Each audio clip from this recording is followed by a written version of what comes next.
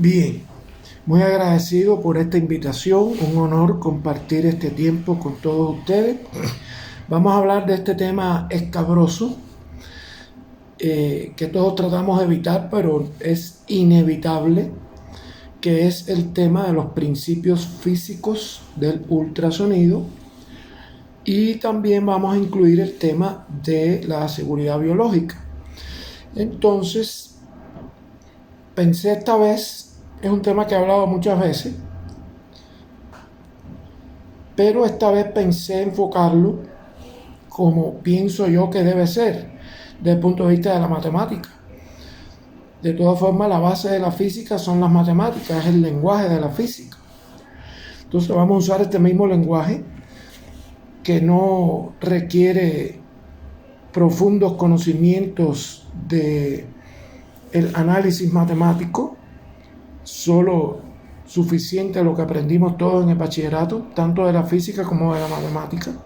Lo único que tenemos que revivir aquella época, volver a ser un poquito más jóvenes. Entonces, bueno, aquí están yo hice un resumen de todas las fórmulas matemáticas que describen todo el comportamiento del ultrasonido a través de los tejidos y órganos humanos. Entonces, aquí está esta parte, mírenla un ratico, no pretendo que se la aprendan de memoria para nada.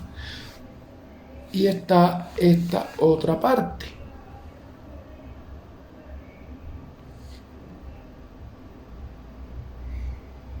Aquí donde dice V, que es la velocidad de la sangre, que no la puse ahí en las descripciones de identificadores de la abreviatura. VV es velocidad de la sangre y es la del efecto Doppler. Así que incluí todas las ecuaciones que gobiernan el comportamiento del ultrasonido en órganos y tejidos humanos, y también incluí la del efecto Doppler por el ultrasonido en ecografía. Aquí incluí una partecita que fue algunos aspectos de lo que yo propondría basarnos en describir una imagen. Cuando no nos satisface una imagen, ¿qué decimos de ella? ¿En qué aspecto es que la imagen no nos gusta o nos parece inadecuada? Textura, brillo, contraste, definición, resolución. Y aquí incluí qué ajustes dentro de un equipo de ecografía tienen que ver con estos aspectos de la imagen. Bueno, ¿con qué objetivo puse esto? Porque vamos a asociar qué parámetros son los que gobiernan qué aspecto del comportamiento del ultrasonido que debemos regular para tener una imagen certera. Entonces vamos a enfocarnos en esta primera, estas dos. ¿Qué significa aquí? La velocidad de la onda de sonido, que es la letra C, depende y está determinada por estos dos aspectos: la elasticidad por donde viaja el sonido y la densidad por donde viaja el sonido. No todo lo denso es duro, ni todo lo rígido tiene poca densidad, y son dos aspectos independientes. El ejemplo es el mercurio. El mercurio es el mineral o el metal más denso de toda la naturaleza y no tiene ningún grado de rigidez. Entonces son dos aspectos diferentes que gobiernan y determinan la velocidad de una onda sonora a través de un medio material: elasticidad y densidad. Pero también la velocidad del sonido a la que se propaga el sonido puede ser determinada por dos características de la propia onda: la longitud de onda y la frecuencia. Luego, este aspecto nos lleva a este aspecto. ¿En qué sentido? en que dado que la velocidad del sonido en un medio material ya está determinada por estos aspectos de ese medio material, es una constante. En los tejidos humanos ese valor es 1540 metros por segundo.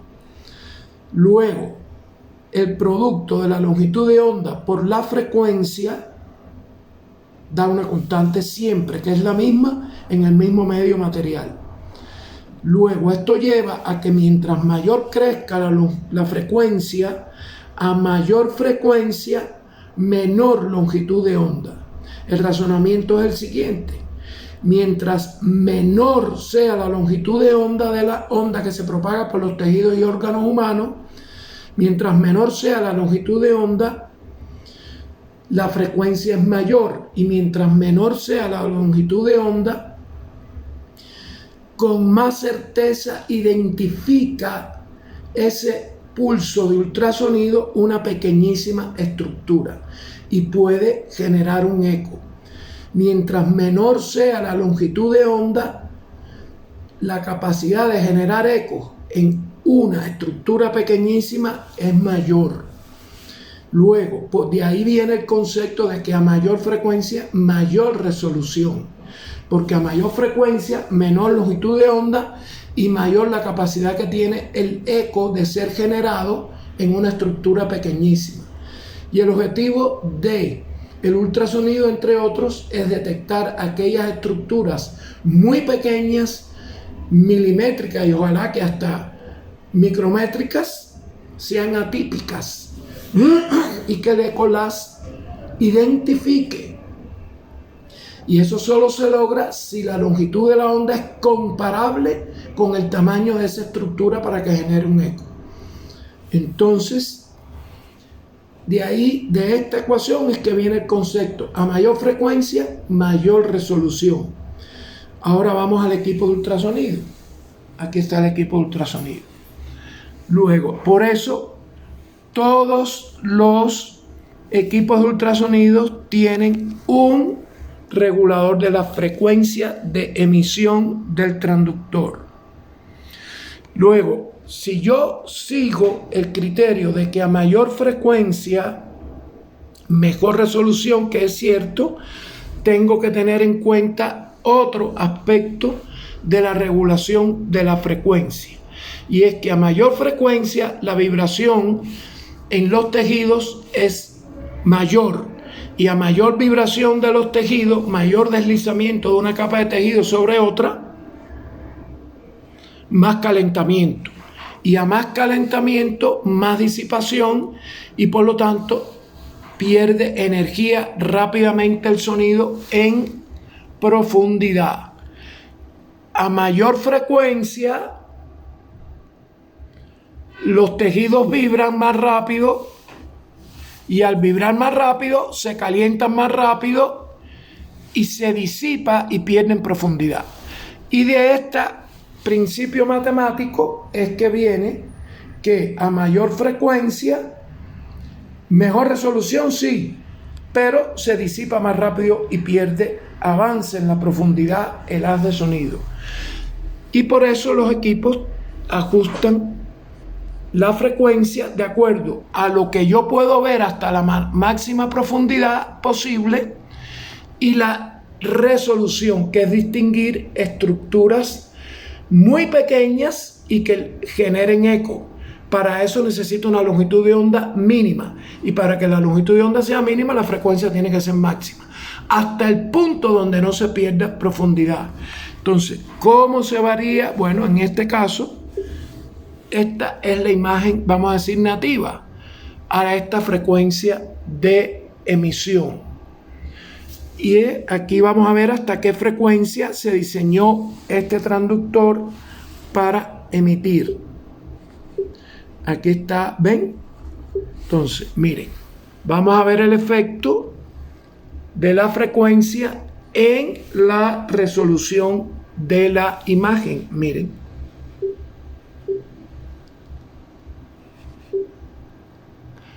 Vean ahora cómo cambia la textura con solo cambiar frecuencia. Miren.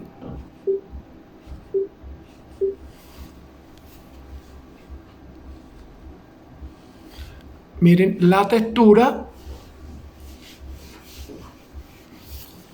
y voy a reducir. Y miren la textura aquí. Es el ojo de cada uno. Y lógicamente también se va ensombreciendo la mayor profundidad. Entonces, bueno, ese es el efecto que tiene regular la frecuencia. Sí mejora la resolución aumentándola, pero pierdo profundidad. Y el ultrasonido es una situación de compromisos, una cosa por otra. ¿Dónde más interviene la frecuencia? Mírenlo aquí. ¿Cómo es el dibujo del haz de ultrasonido cuando sale del cristal? El cristal tiene un diámetro que es la letra D mayúscula, y al ultrasonido en su viaje por los tejidos le sucede esta situación, que es la divergencia del haz a una longitud determinada. Esa divergencia del haz a una longitud determinada está gobernada por esta ecuación, lo que quiere decir que a mayor frecuencia y a mayor diámetro del cristal, a mayor frecuencia y a mayor diámetro del cristal, mayor longitud de esto que se llama campo cercano, y es la parte del haz de sonido que no diverge. ¿Por qué es importante tener en cuenta, que tenemos que lograr la imagen en la parte del haz de sonido que no diverge? Porque la ley de la reflexión, que es la que genera el eco, es de esta manera. El ángulo de incidencia es igual al ángulo de reflexión. Y lograr que la dirección de la incidencia coincida con la dirección de la reflexión solo se hace si el ángulo es 90 grados. Tiene que incidir el pulso ultrasonido 90 grados sobre el órgano y tejido que yo quiero lograr la imagen. Y el reflejado, que es el eco, va a estar en la misma dirección y llega al mismo cristal. Entonces, para que esto sea cierto, yo tengo que estar a 90 grados. ¿Cómo yo sé que estoy a 90 grados? Cuando logre la imagen óptima y mayor definida del órgano que quiero examinar. Luego, si hay divergencia y mi órgano queda en la parte divergente, la reflexión de los ecos va a ser también divergente y por lo tanto la imagen del órgano va a ser difusa. Luego, a mí lo que me convendría es aumentar la longitud del campo cercano, donde la dirección del eco coincide con la dirección de la emisión del pulso. Entonces, la forma en que este campo cercano se alarga es aumentando la frecuencia y también el diámetro del cristal que emite el pulso y lo recibe a su vez. ¿Qué pasa si el diámetro del cristal es mayor? Si el diámetro del cristal es mayor, la longitud aumenta y tengo chance de lograr ver órganos que están más profundos dentro de una longitud de campo cercano mayor. Pero un diámetro grande del cristal envuelve dentro de un mismo haz estructuras que son diferentes, pero que están en esta ubicación. Y eso es lo que se llama resolución lateral del ultrasonido. Si el haz es muy ancho, involucra varias estructuras diferentes que están lateral unas de otras. El ultrasonido las va a identificar como una sola. Y eso no me sirve. Mientras más estrecho sea el cristal y el haz, mejor diferencia estructuras diferentes en el sentido lateral. Eso significa que aumenta la resolución lateral, que es la que me conviene que aumente. Eso se lograría con diámetros muy pequeños, pero con diámetros muy pequeños la longitud del campo cercano disminuye, se reduce. Luego, si yo voy a crear cristales mínimos para que tengan una magnífica resolución lateral, va a provocar una longitud del campo cercano mínima. No me sirve. ¿Qué se hace? Se compensa con frecuencias mayores hasta un punto. Porque a frecuencias mayores se disipa más rápido el haz. Es decir, la frecuencia mayor tiene muy buena resolución porque disminuye la longitud de onda, pero también aumenta la longitud del campo cercano, pero se disipa rápido el haz. Ese es el factor negativo que tiene aumentar la frecuencia. Entonces, volvemos a la situación de compromiso. Tratar de reducir este diámetro, compensarlo con aumento de frecuencia hasta un punto donde la penetración sea aceptable para lograr longitudes del campo cercano aceptables, donde yo pueda tener imágenes con incidencia de 90 grados, también en mayor chance de profundidad. Luego, de estos dos comportamientos que tenemos, pues que todo está centrado fundamentalmente en la frecuencia. Y el operador es el que tiene que regular frecuencia en función de lo que quiere distinguir y de la atenuación en profundidad. El otro concepto es un concepto de una característica física en los tejidos. Se llama impedancia acústica. La impedancia acústica es el resultado de la densidad por la velocidad de propagación. Densidad por velocidad de propagación. Densidad de los tejidos y de los tejidos que forman los órganos. Esa es impedancia acústica.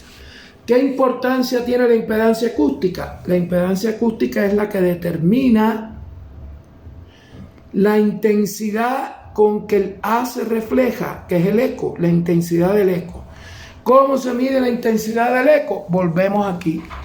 La intensidad del eco está referida a una escala de grises.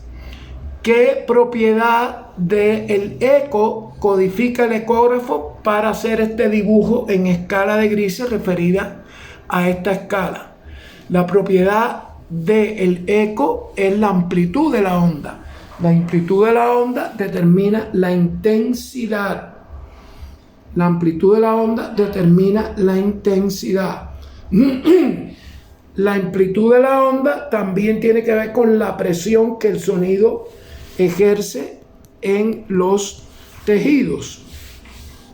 De esta manera. Cualitativamente, un sonido más intenso que otro, bueno, es el alcance. El grito tiene mayor alcance que el susurro.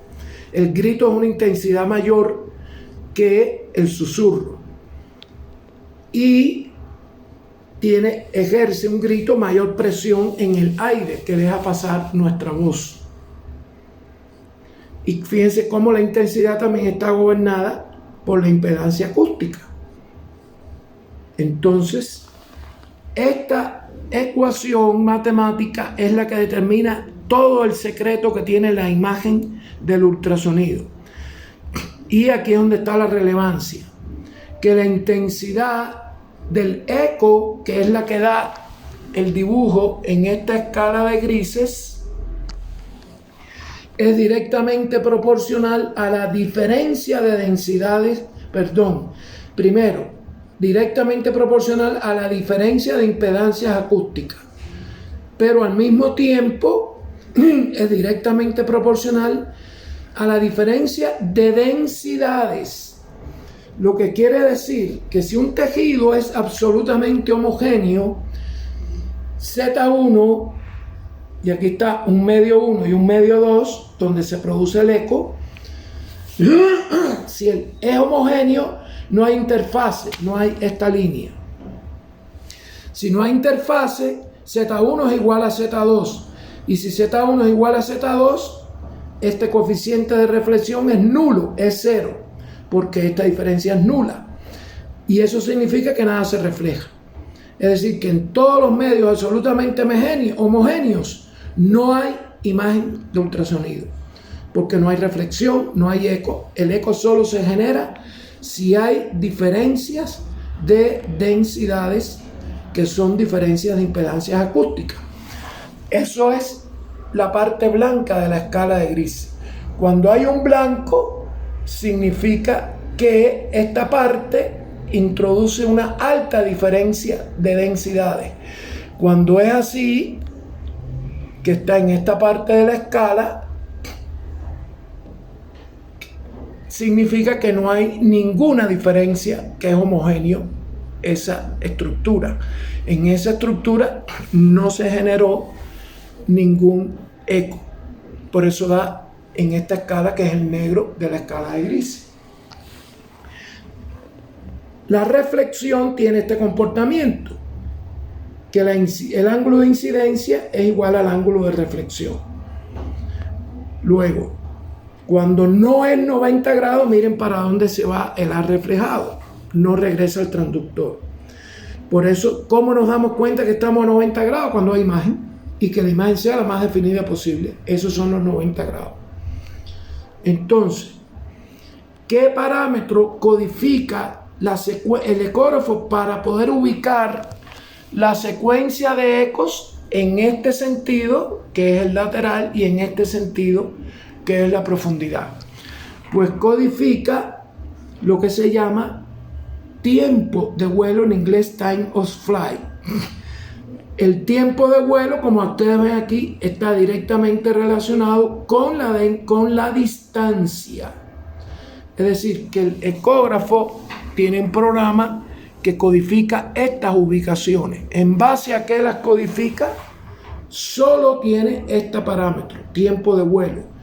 Al ecógrafo lo programan con la letra C, con esta magnitud C, que es la velocidad del sonido, como ya dije, 1540 metros por segundo. 1540 metros por segundo, que es una constante.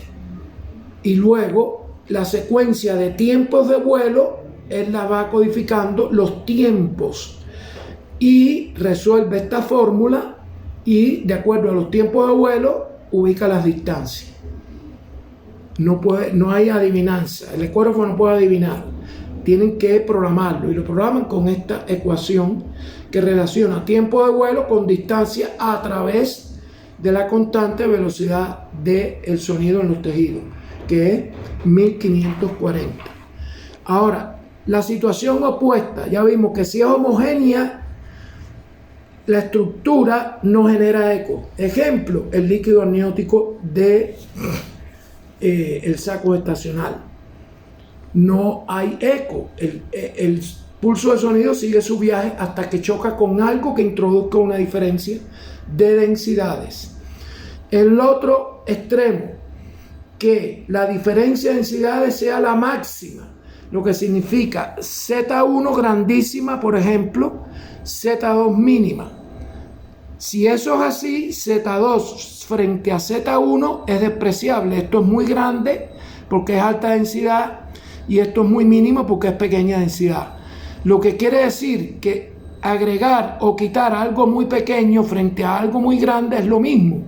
Lo que quiere decir que este cociente da casi igual a 1. Lo que quiere decir que IR es igual a II. Todo se refleja. Y es lo que pasa en los huesos o en las estructuras cálcicas. Son de altísima densidad, esta diferencia es enorme y casi todo se refleja.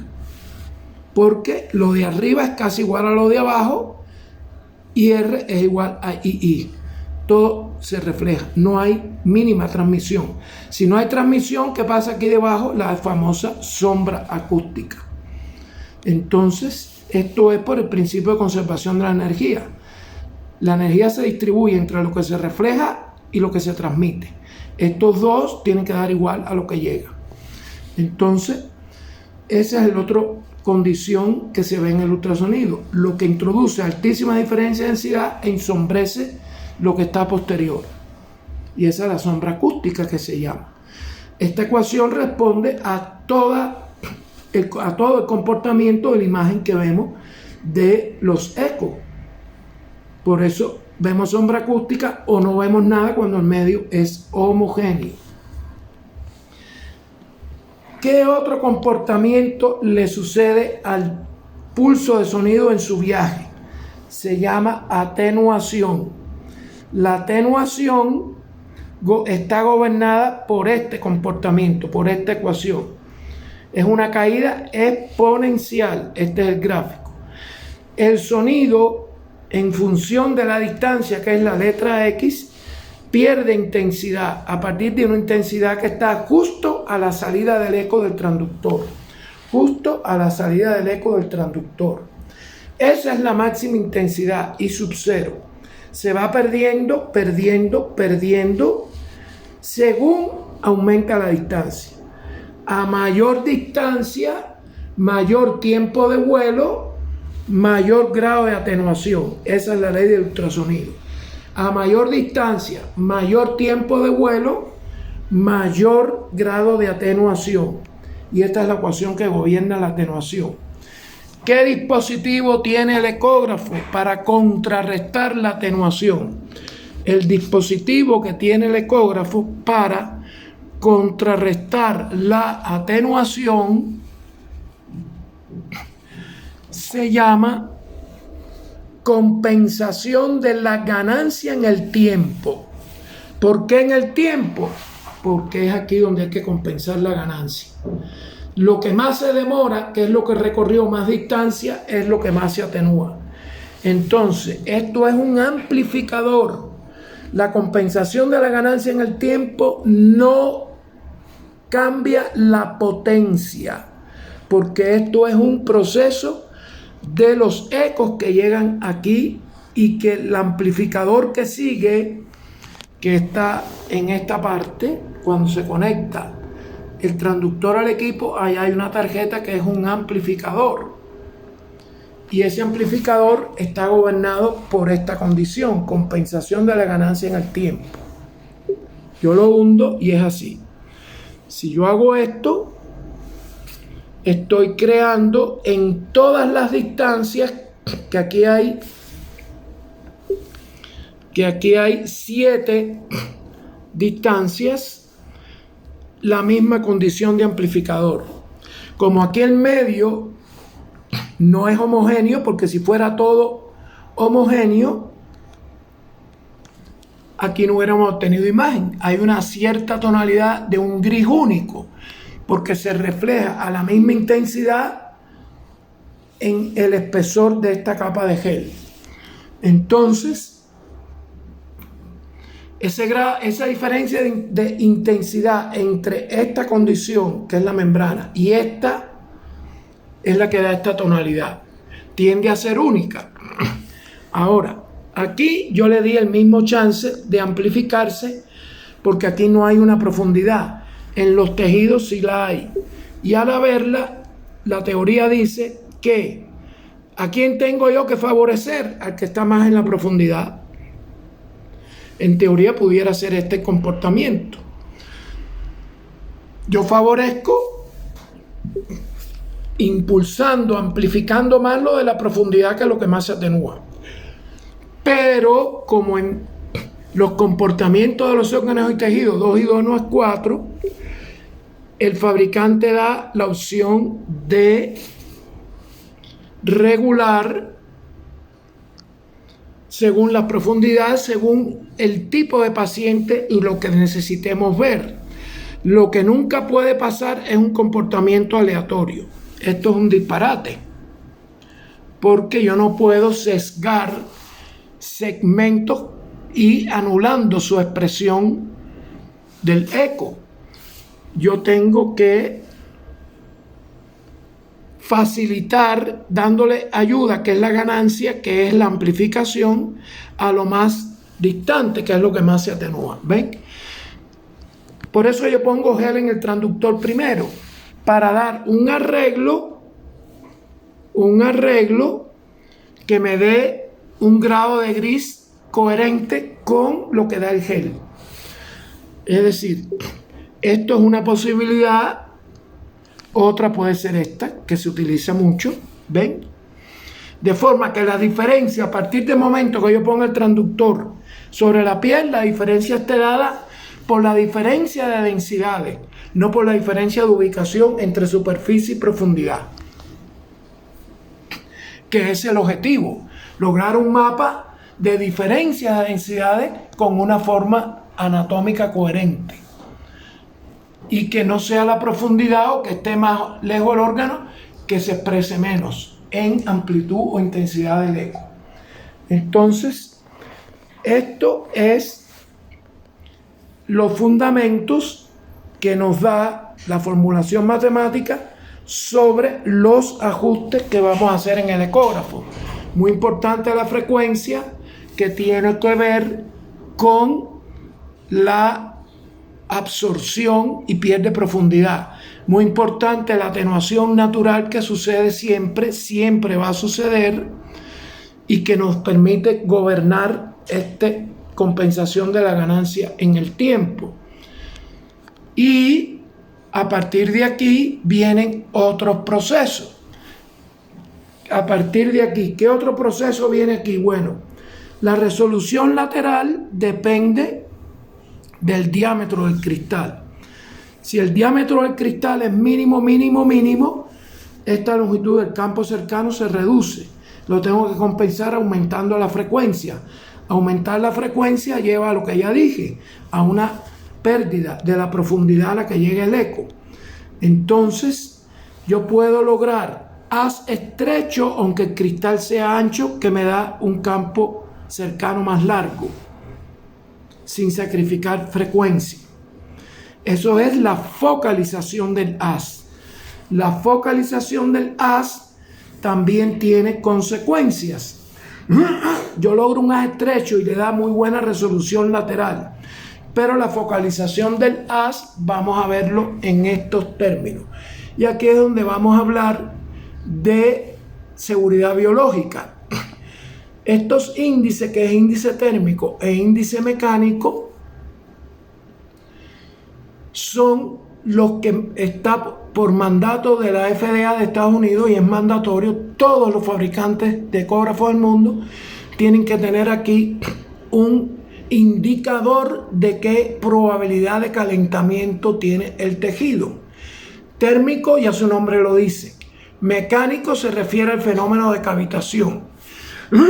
El fenómeno de cavitación es una implosión.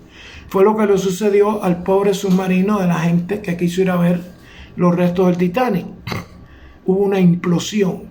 La implosión está gobernada por los cambios de presión del haz de sonido. Presión, no presión. Presión, no presión. Ese es el efecto que el sonido produce en los tejidos. Si la frecuencia es grande, vean, y cambia estos parámetros. Vamos a verlo aquí, miren. Miren, estos parámetros están referidos y hay esta frecuencia aquí. Vamos ahora. Entonces, vean, ahora voy a cambiar yo la frecuencia. Vean cómo hay una relación entre solo el cambio de frecuencia con el cambio de los índices. Fíjense que aquí fue frecuencia mayor. Aquí fue frecuencia menor. La frecuencia menor da mayor probabilidad de cavitación. Vamos a razonar esto. Frecuencia mayor, 0,75. Frecuencia menor, 0,97. ¿Dónde está el razonamiento? Frecuencia mayor, el tejido presiona pero mínimo tiempo.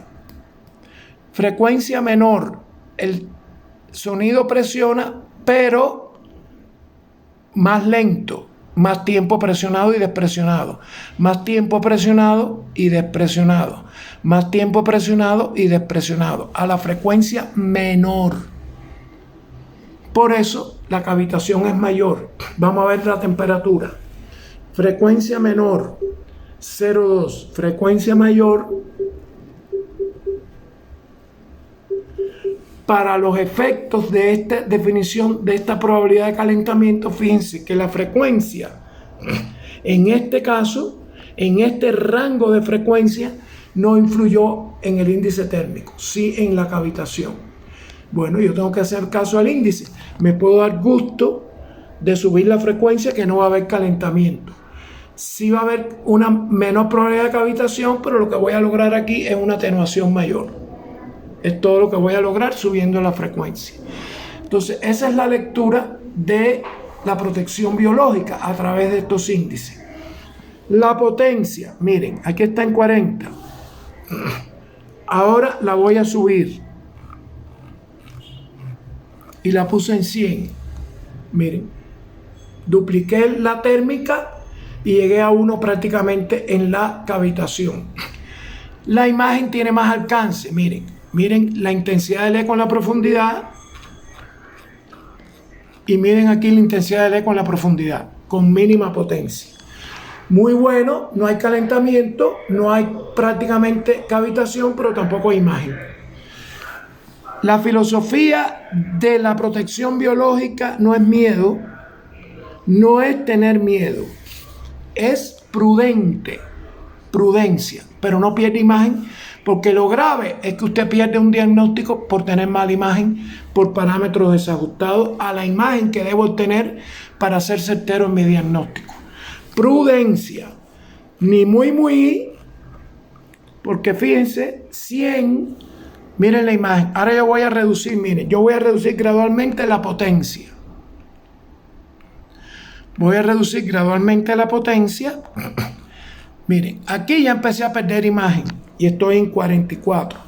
Pues voy un poquito más arriba. Miren, aquí estoy en 76. ¿Por qué tengo que trabajar en 100 si en 76 ya no pierdo imagen? Todavía no pierdo imagen en 56.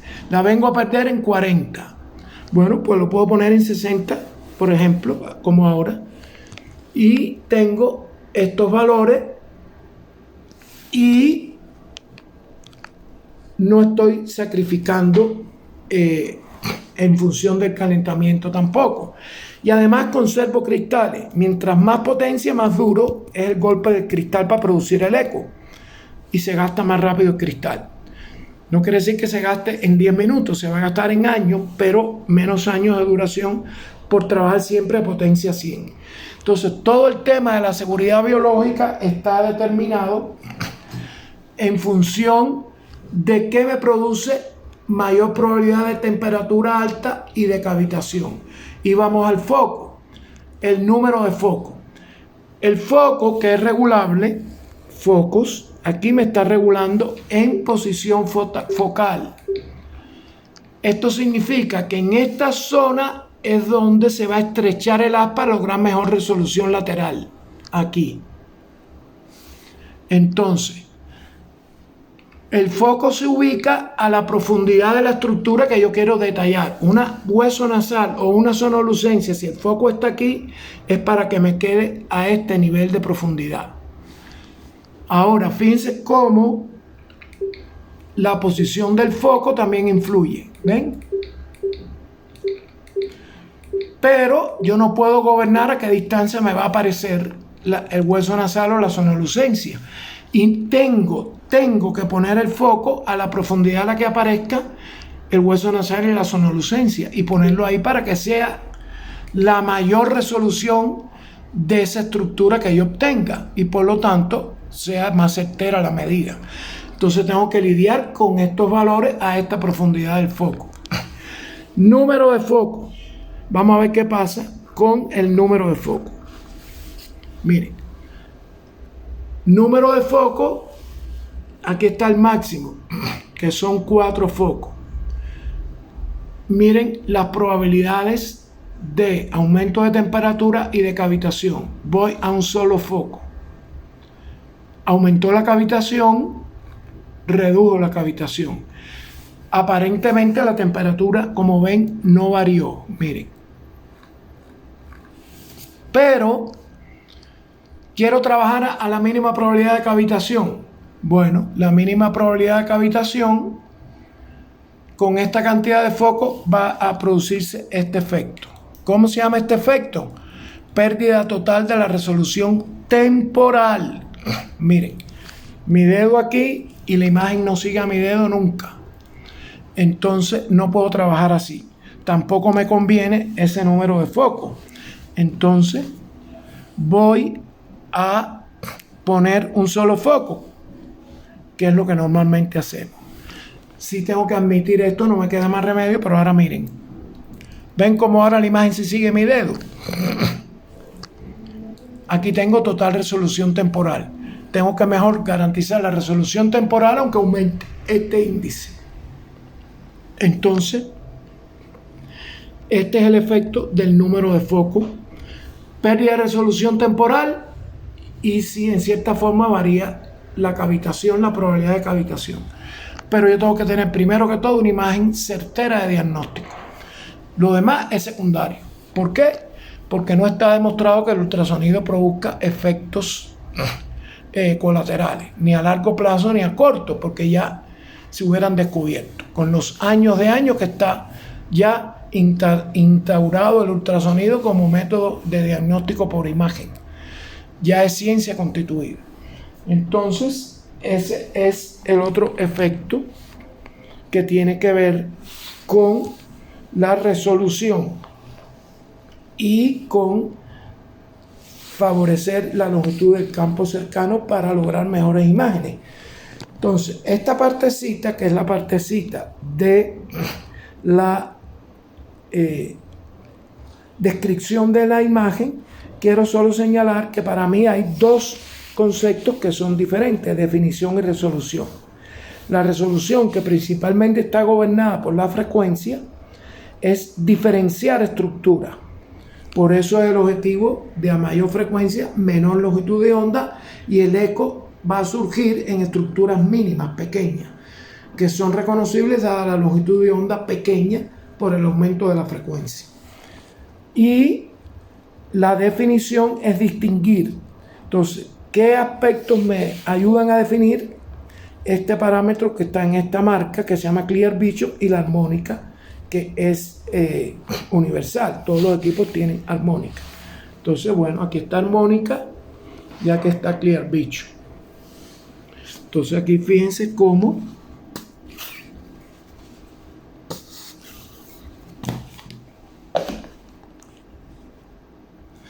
aquí, bueno, tengo aquí el gel, tengo la imagen. Miren aquí, por ejemplo, desactivado Clear Vision. Vean aquí la textura y la definición, que lo vería en estas líneas que están totalmente indefinidas. Vamos a ver aquí un máximo de Clear Vision.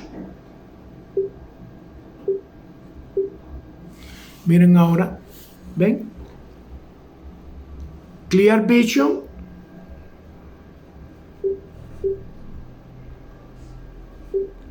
Aquí está Clear Vision y lo voy a quitar. Ahí lo desactivé. Es más difusa la línea.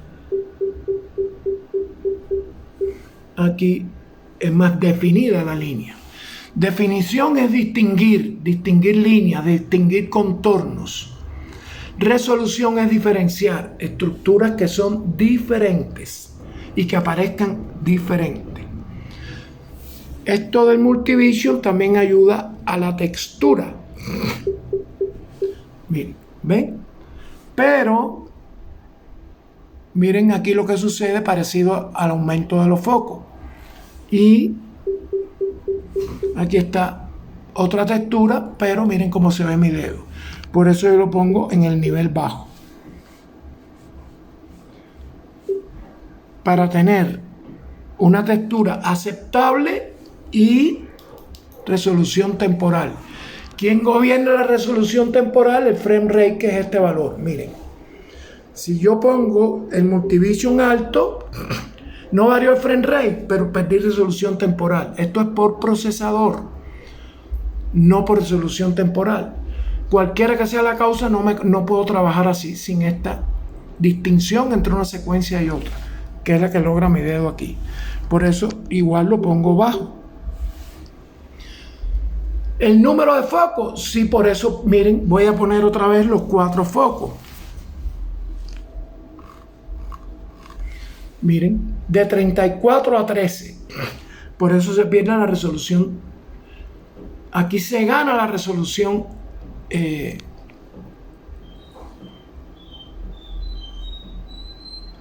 espacial. Se gana la resolución espacial. pero se pierde la temporal. Entonces, fíjense aquí, se pierde la temporal, miren. ¿Cómo puedo compensar eso? Bueno, sacrificando textura. Miren, si yo quito aquí, recuperé mi resolución temporal, aunque esté en 13 hercios, que la bajé muchísimo, los cuadros por segundo, el frame rate, y tengo los 4 focos. Aquí tengo muy buena definición, muy buena resolución lateral espacial, 4 focos, la tengo en toda esta distancia y tengo, miren, la resolución temporal la respeté porque no sacrifiqué procesador. Le quité al procesador el multivision. Si yo doy el primer punto, aquí empezó el procesador a lograr el multivision, y como no tiene un procesador ultra rápido, él no procesa la secuencia de pulso de imágenes. Miren, no la procesa. Ahora, para mantener esta textura que me pareció adecuada, mejorar la resolución entonces temporal, pues por eso quito los focos. Ahora volví a mis 34 hercios y logré mi resolución temporal y mantuve una textura aceptable con un multivision bajo. Esos son los compromisos del ultrasonido. Bueno, espero que esta charla haya sido de alguna manera útil. No está agotado el tema, este tema tiende a infinito tratarlo, pero aquí, bueno, hicimos ahí, trato de lograr por lo menos algunas cosas importantes, puntualizarlas aquí. Hay una sesión de preguntas que es gustoso, si hablamos un poco más y hay tiempo, pues con gusto las inquietudes trataremos de resolverlas. Un placer haber estado con ustedes y siempre eternamente agradecido.